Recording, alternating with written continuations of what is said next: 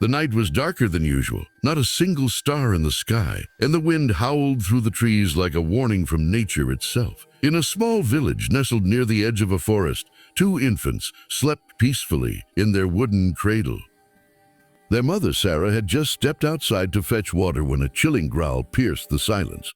It wasn't just any growl. It was deep, menacing, close. Before Sarah could react, her loyal dog Bruno, a brave German shepherd with golden brown fur and kind, alert eyes, stood rigid, his ears perked, and his gaze fixed on the darkness beyond the trees. Something dangerous was out there. Suddenly, from the shadows, two glowing eyes appeared. A wild animal, a starving wolf, had crept into the village, drawn by the smell of food and the sound of crying babies. Sarah froze in fear. She screamed for help, but the nearest house was far away. The wolf took a cautious step forward, its gaze shifting toward the cradle inside the house. Bruno barked, once loud and fierce, and charged forward. The fight that followed was brutal. The wolf lunged, claws flashing, but Bruno met it head-on. He bit, kicked, and growled with every ounce of strength he had. The struggle echoed through the valley, but Bruno refused to back down. Finally, bleeding and exhausted, he managed to drive the wolf back into the woods. The danger was gone, for now. Sarah ran to Bruno, tears streaming down her face. She wrapped him in her arms, whispering, "You saved them, Bruno. You saved my baby." But little did she know, the danger was far from over. A few nights later, a terrible sound shattered the peace again, this time many growls. The wolf had returned with its pack. Sarah and her husband, Amir, tried to block the doors and windows, but fear filled the air. The babies began to cry, sensing the tension. Bruno stood guard once again, his tail stiff, his fur bristled. Amir whispered, "Bruno, stay back. They'll kill you." But Bruno didn't move. He looked back once, as if to say, "Trust me," and ran out into the night. The pack surrounded him, 3 wolves circling, snarling. Bruno fought like a hero from an old legend. Every bark was defiance, every move was protection. He used his body to block the wolves' path toward the house. One bit his leg, another his back, but he didn't give up. And his strength came not from power, but from love. The love he had for his family, his home, those innocent babies. Hearing the chaos, villagers rushed with torches and sticks. Together, they chased the wolves into the forest. When the dust settled, Bruno lay on the ground, breathing heavily. His fur was torn, his body bruised, but his tail wagged softly when Sarah knelt beside him. "You did it, my brave boy. You saved us again," she whispered, holding him close. Bruno survived after weeks of care. The villagers called him the guardian of the valley. People from nearby towns came to see the dog who had fought off a pack of wolves to save 2 helpless babies. Years later, when the babies grew old enough to understand, Sarah told them the story of their guardian, how their first protector was not a human, but a loyal dog who risked everything for them. The sun had set over the valley, painting the sky in orange and red hues. Years had passed since Bruno, the brave German shepherd, had saved the babies from the wolves. The once tiny infants, Ion and Hira, were now bright, playful 7-year-old twins. But Bruno was gone. He had passed peacefully one winter morning, old but proud, a true hero until his last breath. The entire village mourned him. His grave lay under the big oak tree, where he used to watch over the family. Sarah still visited that spot every evening. She whispered softly, "You protected us once, Bruno. I wish you could still watch over them." She didn't know her wish would soon come true, in a way she never imagined. A new threat in the forest that summer, something strange began happening. Animals in the valley grew restless. Chickens disappeared at night. Goats were found injured near the fields. Villagers whispered about a new predator, stronger and more cunning than before. Some said it was a mountain lion that had wandered down from the cliffs. One evening, as the twins played near the riverbank, Ion threw a ball too far. It rolled into the woods. "Wait, I'll get it," he laughed. Hira followed him, but as they stepped deeper into the trees, the air grew colder.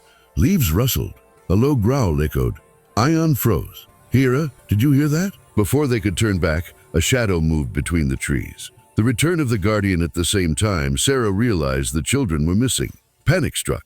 She ran through the forest, calling their names. Then, a sound, a bark, loud, fierce, and familiar. Sarah stopped in disbelief. That bark, it couldn't be. Through the fog, a shape emerged. A large brown dog almost identical to Bruno.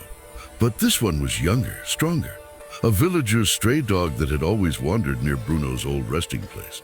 No one had trained him, but somehow he knew. The dog charged through the trees toward the children, just as the mountain lion leapt from behind a rock. The battle in the woods was chaos. The mountain lion roared, claws slashing through the air. The new dog, now named Shadow, fought with the same courage Bruno once had. The twins screamed, holding each other tight behind a fallen tree. Shadow circled the predator, growling low. The lion attacked, but Shadow dodged, biting its leg. The two clashed in a blur of teeth and fur, dirt flying. Sarah arrived, crying out, "Shadow, no!" Just as the lion lunged again, Shadow pushed it away from the children, taking the blow himself. The lion roared in pain and fled into the darkness. The spirit lives on Shadow lay on the ground, breathing heavily. Sarah rushed to him, tears falling on his fur. And there, around Shadow's neck, was something no one had ever seen before. A collar, old and worn, half buried under his fur. The same collar Bruno had worn years ago, the one that had been lost after his burial. The villagers couldn't believe it. How had Shadow found it? Was it coincidence or destiny? Sarah whispered to Bruno. "Is that you?" Shadow looked up at her, tail wagging weakly, and licked her hand, the same way Bruno used to. The valley was calm once again. Years had passed since Shadow, the dog who carried Bruno's spirit, had saved the twins from the mountain lion. Ayan and Hira were now grown, kind-hearted teenagers who loved animals as much as their late mother, Sarah.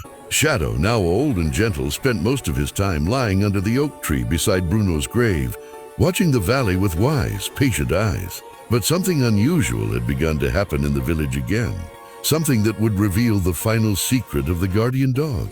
It began on a stormy night. Thunder echoed through the valley and the power went out. Ayan heard barking from the distance, the same sharp, protective bark that had once saved them as children. He ran to the window and froze. Under the oak tree, in the heavy rain, stood two dogs. Oh! Shadow was there, but beside him stood another, glowing faintly in the lightning's flash, transparent like mist. Bruno. Ayan blinked. The figure vanished. But Shadow's bark continued, echoing into the forest. He turned to Hira and whispered, "He's calling us just like before." The next morning, villagers reported something horrifying. A wild bear had been spotted near the river, dangerously close to the village. Ayan and Hira knew that area well. It was the same place they used to play as kids. They realized a group of local children were camping there that day. Without thinking, they ran to the forest. Shadow followed, barking fiercely, as if guided by an unseen force.